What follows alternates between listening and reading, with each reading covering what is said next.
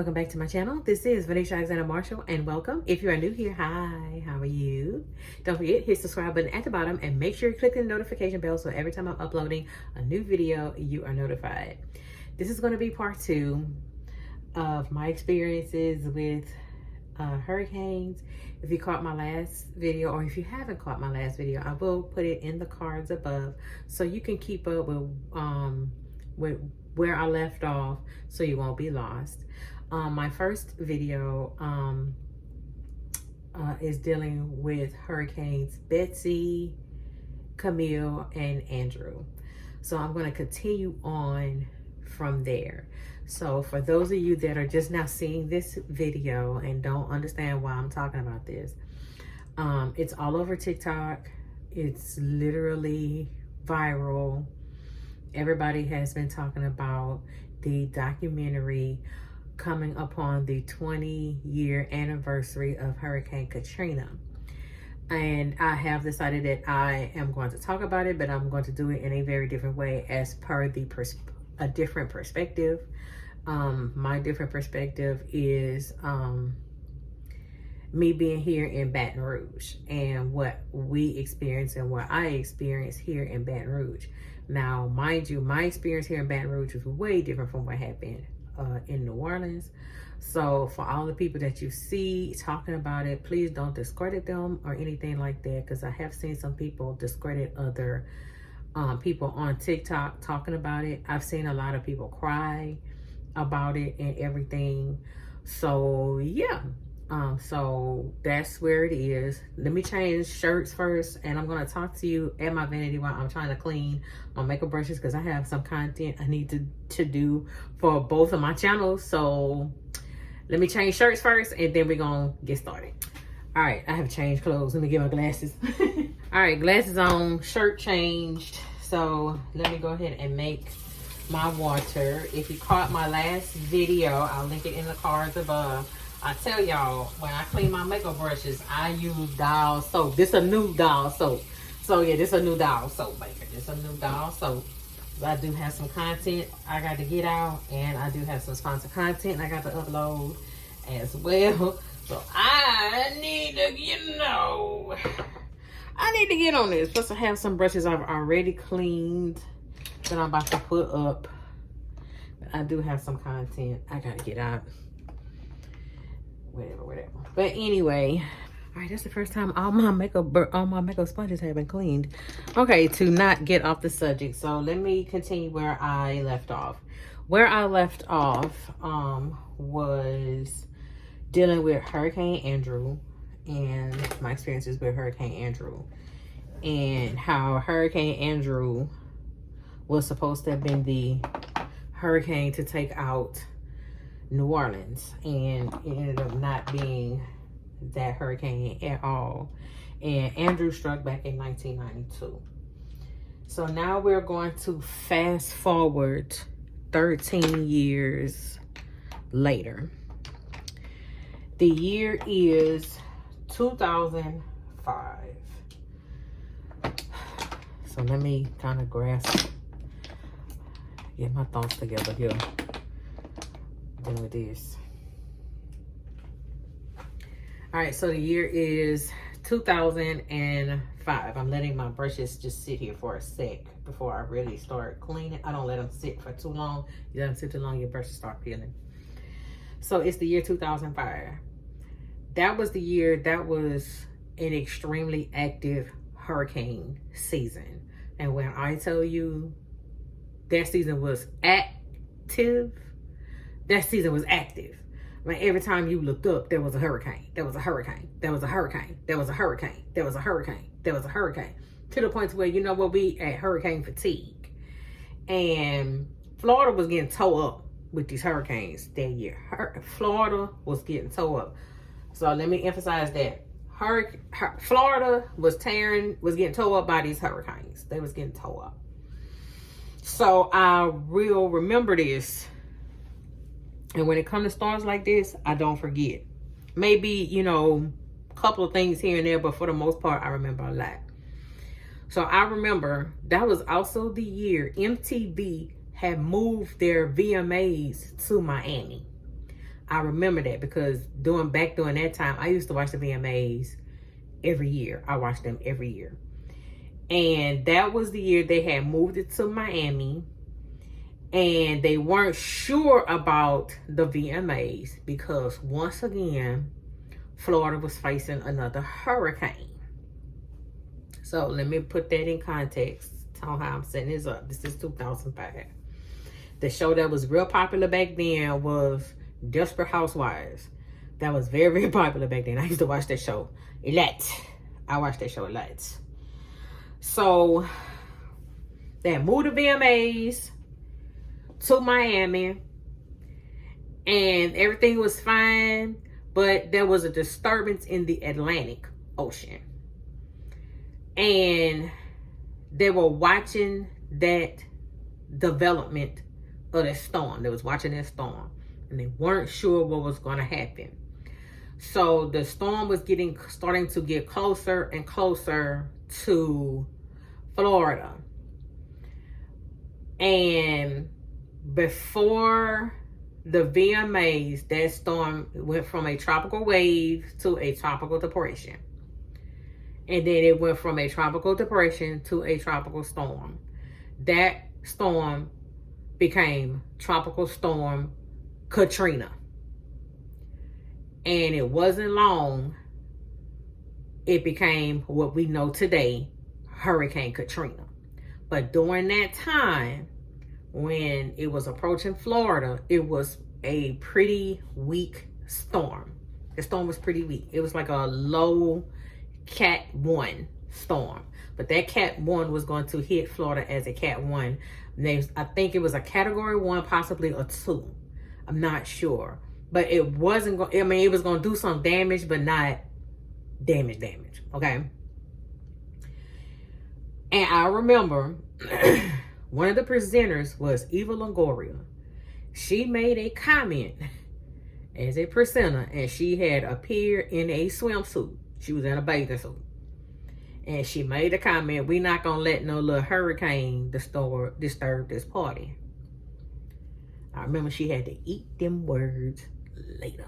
She had to eat them words. So, they had the VMAs. They hurry up and break everything down. Now, just like I told you before with Andrew, just like I told you with Camille, but mainly with Andrew, what the weather people had predicted was Katrina was supposed to strike Florida and then make a turn, northeast turn. It's going to hit the panhandle of Florida, and like people in Georgia, North Carolina, South Carolina, they were going to get this storm. But Katrina was going to turn into like this low pressure system, basically a rainmaker is what it was going to end up. Okay? So let me re-emphasize this, and some people on TikTok have said this. The weather people were saying this storm was supposed to hit Florida, make a northeast turn, go up into like Georgia. It was going to hit the panhandle of Florida, Georgia, South Carolina, North Carolina. Heard this before because they said the same thing about Andrew. They said the same thing about Andrew. Okay. I remember going to bed and we had watched the storm hit Florida. I think it was a Cat 1, Cat 2. I don't remember what category it was. I don't remember. When it struck Florida, we went to bed. Didn't think nothing of it. Okay, that struck Florida. We know what it's getting ready to do. But And I'm going to say this just like I said with Andrew and with a lot of people you've heard. School had just started. When school starts here in Louisiana, it is also peak hurricane season. This just happened to be a season that was extremely active. This was an extremely active hurricane season. Very active. Very, very, very active. So I go to bed. I remember I went to bed. At that time, I was living with my mom and I had my daughter. My daughter was 5 at the time. And also during that time, I had separated from my ex-boyfriend. My ex-boyfriend now Kendrick's dad, my son's father. This was before Kendrick was even thought of. That's a story about that too. That's another vanity talk. My son's father. But leave that alone. So, went to bed. We just gonna go about our day. Whatever. I want to say this was a Friday night. This was like a Saturday morning or something like that. My daughter had just started kindergarten. So, because she was 5. I remember the next morning, I got up the next morning, and on Saturday morning, I believe it was a Saturday. I think it was a Saturday. I don't remember. I remember waking up, going about my morning, and from time to time, I would watch the news, the local news in the morning. My biggest thing was I'm Law and Order fan. Love Law and Order. Anyway, I remember I watched the local news. I turned to the local news. It was early in the morning, maybe about 7:30, 8 o'clock the next morning. And when I turned the TV on and turned to the news station, the local news station here in Baton Rouge, they started talking about Katrina. What y'all doing talking about Katrina? Katrina, blah, blah, blah. Strip Florida, northeast. I'm thinking, when they mentioned Katrina, I'm thinking, okay, that struck is going on the path that they said that it's going on.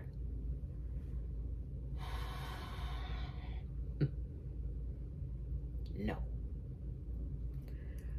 This damn storm changed course. A couple people on TikTok have said this. The weather people predicted Katrina to make a northeast turn. We were not supposed to get nothing with Katrina. Mind you, school had just started here in Louisiana. When they said that sucker had gotten into the Gulf of Mexico, and they are predicting this storm to be a major storm. They were already issuing voluntary evacuations in New Orleans. What? Thought you said this storm was going to make... No. Katrina caught all of us off guard. This was a storm they predicted was supposed to go northeast. She did not. She went straight into the Gulf. The reason why we call August, September peak hurricane season, let me explain that. It's peak hurricane season because that is the hottest the water in the Gulf of Mexico will get. It usually gets up into the 90s. And with the warmer the water, you're fueling more, you're putting more fuel onto that storm. That is how the storms get bigger and bigger and bigger and become more intense. It depends on the temperature of the water, the body of water. Like the colder the water is really not gonna do nothing. But the warmer the water is, the worse it's gonna get. And the Gulf was hot. That is the time that the Gulf of Mexico is super hot. Super hot. Super hot. And them waters get into the 90s. That sucker got into the Gulf. They had issued voluntary evacuations for New Orleans. Mandatory evacuations in Grand Isle. I woke my mother up. Mama, you not gonna believe this. She said, why are you waking me up? Mama, turn on the news. I said, remember they talked about Hurricane Katrina? She said, yeah. I said, that thing that got in the Gulf, they have just issued voluntary evacuations for New Orleans. My mama hopped out the bed. Like, she shot up. Like, she shot up out the bed. Again, school had just started. School had just started. Not only did school just start, my mom had just bought me a new car at the time. She had bought me a new car. So my new car about to get towed up by this hurricane. So that morning, Me and my mama trying to get our little dollars together. My mom, financially, she was good. She was cool. She was all right. Me, on the other hand, I just spent money on school. My mama was like, look, let me give you this. You go get this. I'm going to go get that. Okay. So, me and my mama, I get my daughter up. We about to start rolling. We about to start preparing for this storm. Baby, I kid you not. I kid you not.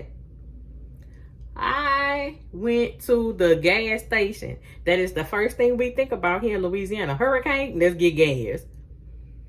Baby, why the gas stations already had lines?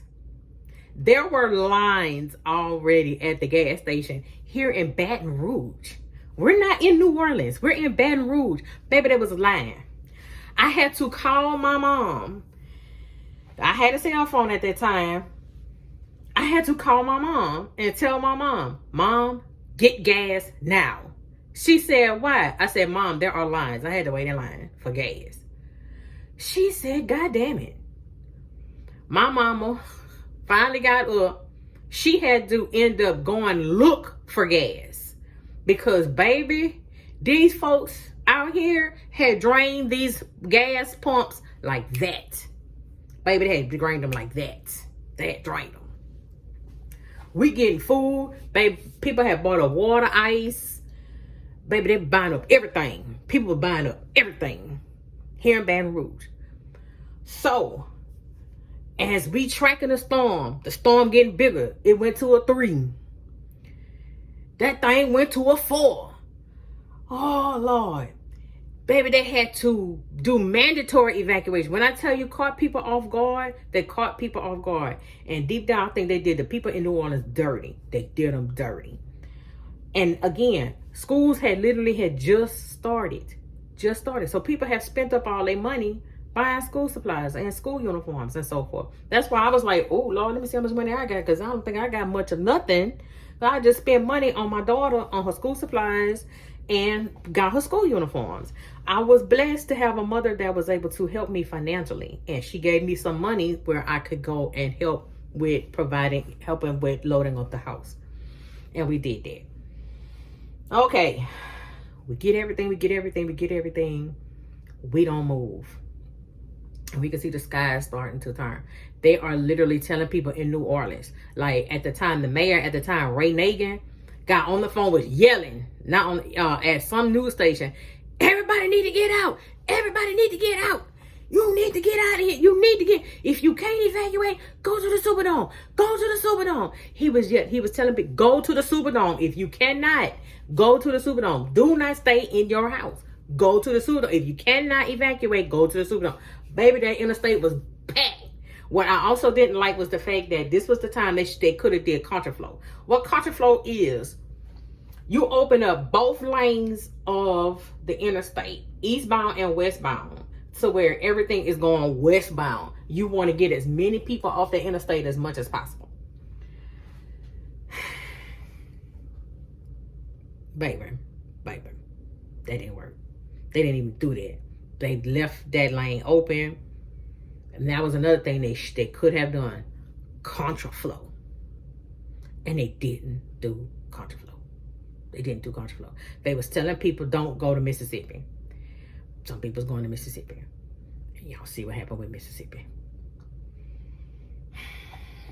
So we had people. Baton Rouge was full of people from New Orleans. It was full. They were telling people when it got to Baton Rouge, like the hotels booked up fast. People that needed somewhere to go, you had to stay with family.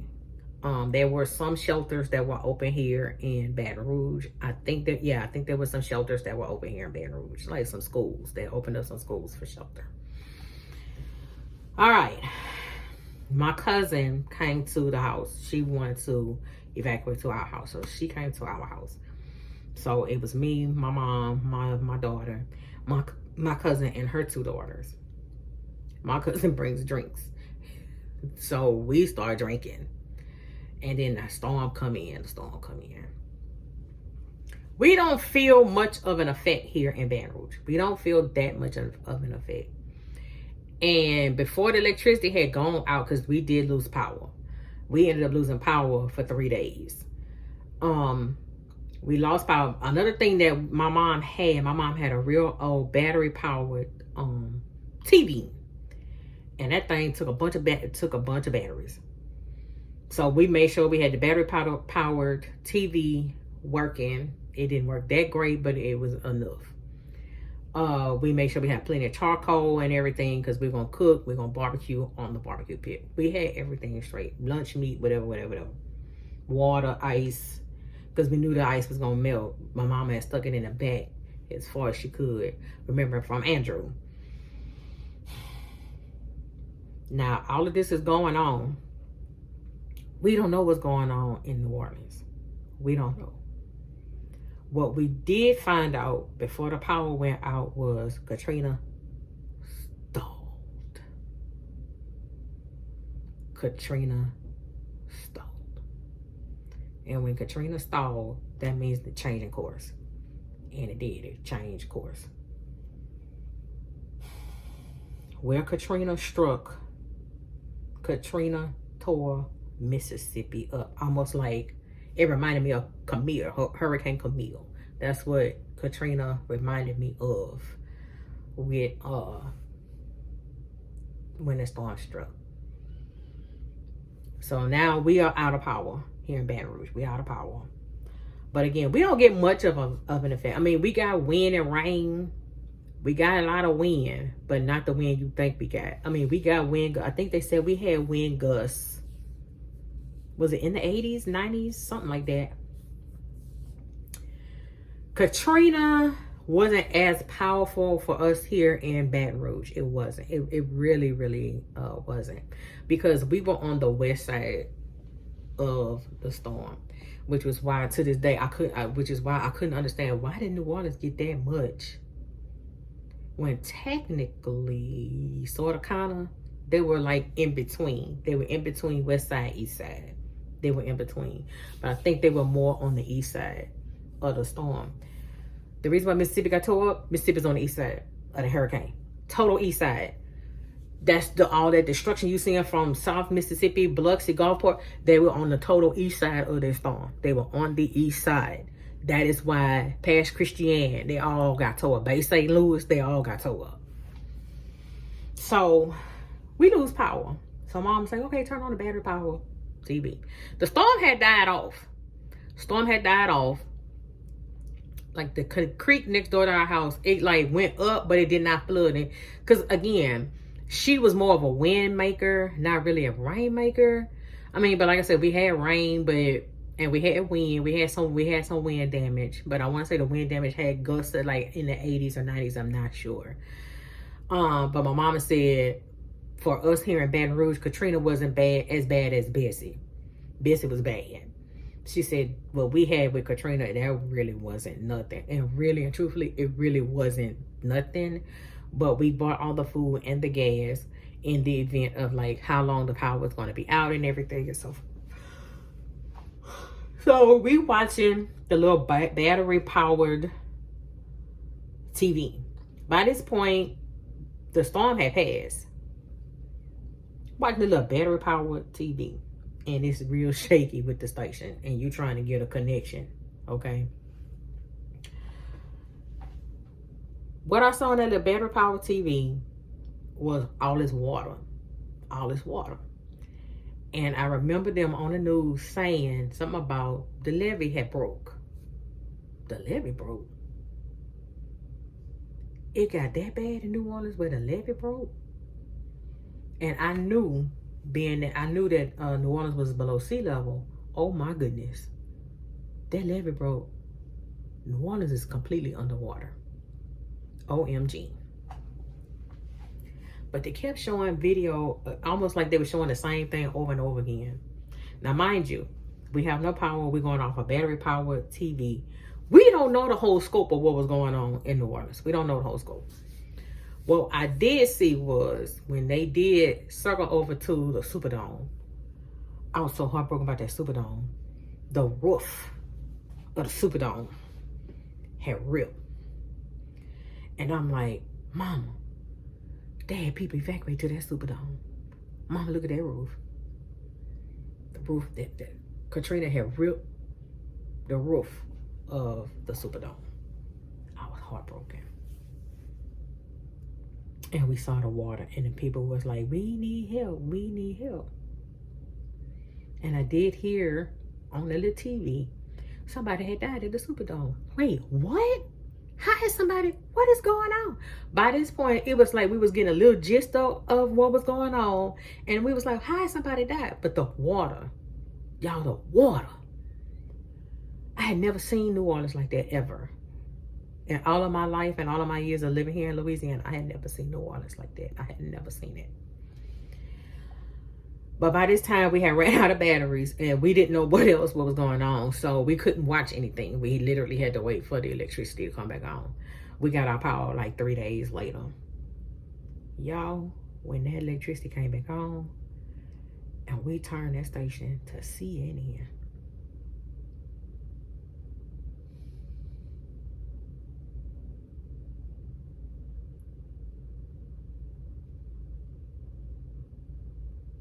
I couldn't believe it. I couldn't believe what I had seen. Mind you, we was watching a little battery-powered TV, and when we ran out of batteries, we ran out of batteries. When it's dead, it's dead. So we had nothing. We had no radio, nothing like that. But when we did get our power back on, and we saw the whole scope, the TV, everything,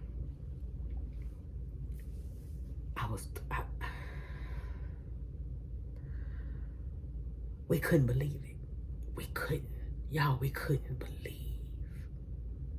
My mom and I, we had to pick our jaws up off the floor because we did not know. People on the roof, help. Water had filled up their house so fast. And I did hear a lot of people say, no, that levee was breached on purpose. Somebody did it on purpose. This was long before anybody saying it now, out here, in the documentary, in the TikToks. We knew about that a long time ago. No, somebody blew that up. No, that was done on purpose. So we been knew it was blown up on purpose. As far as black folk, with a white folk, and whatever.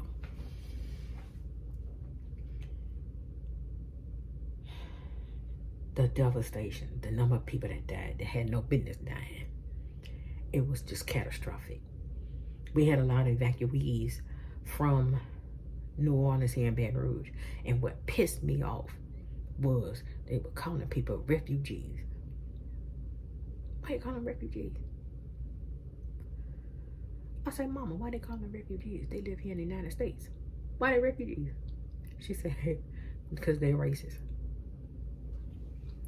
Then what made us mad even more so, President of the United States, you do a damn flyover. You don't get down there in the nitty gritty. You want to do a flyover. When I tell you, you was mad, what the hell you doing a damn flyover for? Get down there and talk to these people. What help you fixing the sin? Everything felt staged. And we was watching it live, even when he had the female administrator there. It was like, it was staged. And we knew it was staged. He was just trying to put on a photo op. Really what that was, it was a photo op. It's like, you don't care. You don't care. At all. The people that died. The River Center here in Baton Rouge was open as a shelter. And it was filled to capacity. And the mayor at the time, it was like our city was so full we could not take anybody else.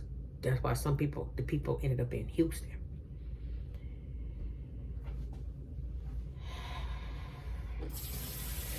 When I tell you it was a nightmare for these people, it was a nightmare. And for us, as far as black folk here in Baton Rouge, we were just dumbstruck by how they were being treated. These are fellow Americans, and you're treating fellow Americans like this? How dare you?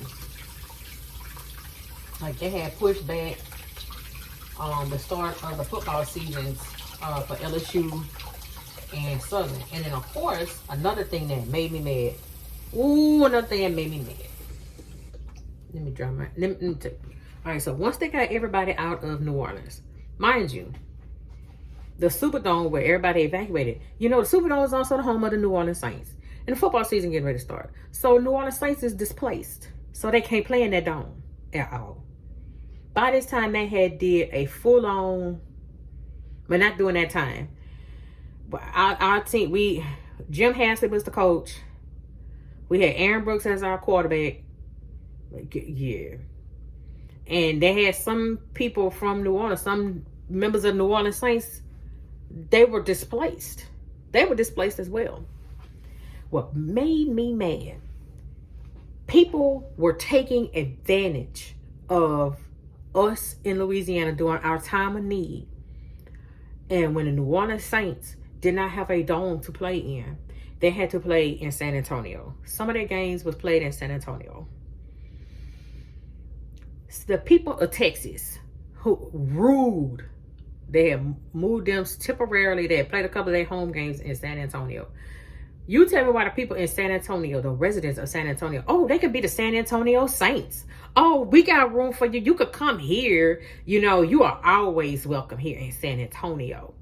Let's buy the Saints. The Saints are already in uproar and they don't know what to do with the team, because what it was also during that time, there was talk of the New Orleans Saints moving to another state or being picked up somewhere else, because there was a lot of infighting with the legislature here in Louisiana.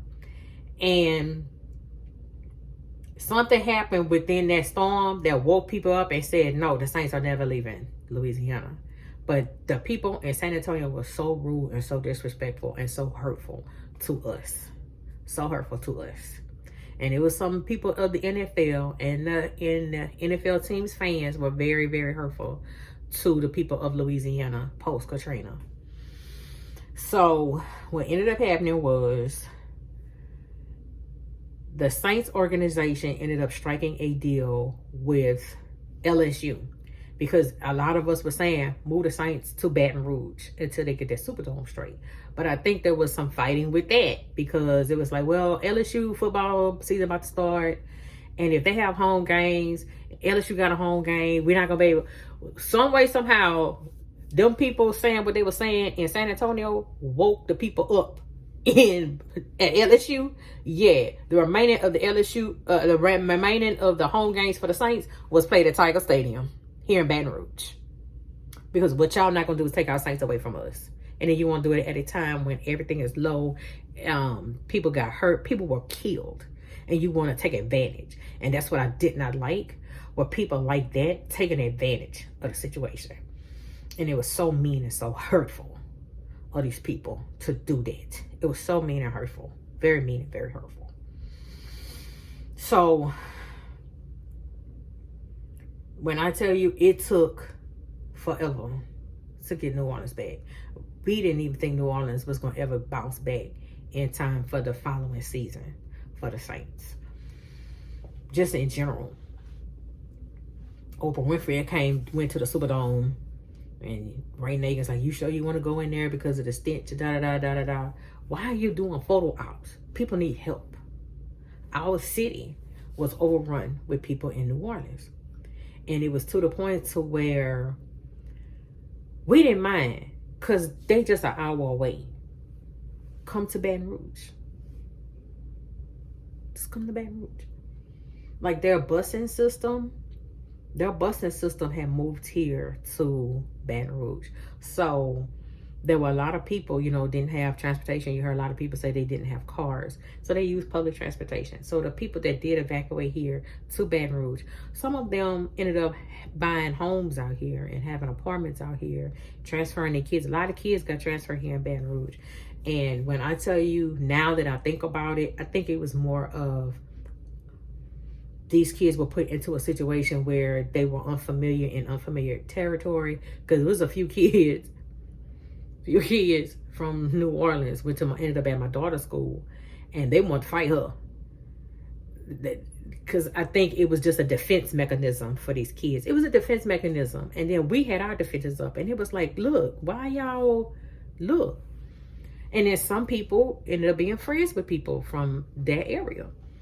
A couple ended up being one of my daughter's first basketball coaches. Cole, him and his wife. And they were from New Orleans. They got this place. They had lost their home. They have since moved back to New Orleans several years ago.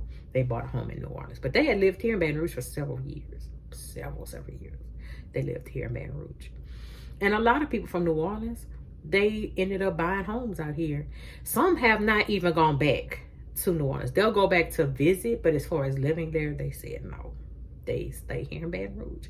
And of course, like you hear, they may move to Texas. Saw one lady was living in California. But what our experience was, we were shocked. And a lot of us here were not surprised that we had heard about the levees breaching and being done on purpose. And now that it's come out, it's like, yep, that's what was said to us 20 years ago. So we knew. We did. We knew. And these people want to start having a shock. And it's like, what you shocked for? They were being racist. And you also hear about the helicopters. It was always helicopters, always helicopters. Y'all, helicopters here was every day. That was an everyday sound here in Baton Rouge, because the helicopters was leaving here in Baton Rouge going to New Orleans, doing search and rescue. That was constant. And these helicopters was nonstop for months. And let me tell you something. Because I'm going to end it off right here with Katrina. Because, baby, we couldn't even get a break after Katrina. Barely 4 weeks. Barely 4 weeks. Boom. Another hurricane in the Gulf. And that heifer name was Rita. Rita was the one that tore us up in Baton Rouge. So I am going to end it right here. I want to thank you all so much for listening with my experience with Hurricane Katrina. But again, I said it's different because I'm here in Baton Rouge. So our experience with Katrina was very, very different. Our weather, it was like wind and rain, but it wasn't bad. It wasn't like that. And the people of Mississippi, Lord, I'm gonna start off there in Mississippi and then move into Katrina. And then the storm that ended up being our Katrina, which was Gustav. Because we needed help with Gustav. We ended up needing help with Hurricane Gustav. We needed help. And there's actually some people that helped us out. That helped a lot of people here in Baton Rouge. And that was with Gustav, which I'll get into that story later. Gustav was my first experience with hearing about what you hear now, the Cajun Navy. But yeah, when I tell you Katrina changed everybody. Katrina changed everybody here in Louisiana. It changed us here in Louisiana. And I am going to do another Vanity Talk because I just realized the 9th anniversary of the historic flood of 2016 in Baton Rouge hit today. Or yesterday or something like that. That's a whole other story time. Dealing with that flood. Because I'm not seeing flooding in Wisconsin. Seeing flooding in New York. Now I'm hearing about flooding and seeing flooding in Chattanooga, Tennessee. We had went through that back in 2016. All that. Like they had rescued a lady. Her car went under. And they rescued the lady live on television. But yeah. I'm going to talk about that. And that's a real sticky subject for all of us here in Baton Rouge. And for everybody in this household. Especially me and my husband. More so my husband. Because that was my husband's first time dealing with something that catastrophic. And he had to live it. And as I've said before, my husband's not from here. My husband's from Chicago. So he had to experience that firsthand. So yeah, that's it with Katrina. If I can think of that, whatever I left off. If you are from New Orleans or Mississippi and you have something to say, please put it in the comments, but please be nice. Because during that time, it was hell on wheels. It was hell. And yes, believe them when you hear them about the helicopters, because we heard these helicopters for months, flying out of Baton Rouge, going to New Orleans. So going past Baton Rouge into New Orleans. That was constant. It was constant. Constant. So yeah, that is it with this part 2. So yes, there is a part 3. I thought I was trying to do it in 2, and then I did say 3. So yeah, this will be 3 parts. So get ready for part 3. Because I'm about to eat. Well, I'm about to take my shower, eat, and I'm about to relax and finish the rest of my makeup brushes because I got some content I got to get out. But I'm going to start with Rita and the havoc we got. I'm going from Rita all the way to what you're also hearing people on TikTok talk about, Hurricane Laura. So with that being said, this is Vanity Alexander Marshall. I hope you have a great day. Take care.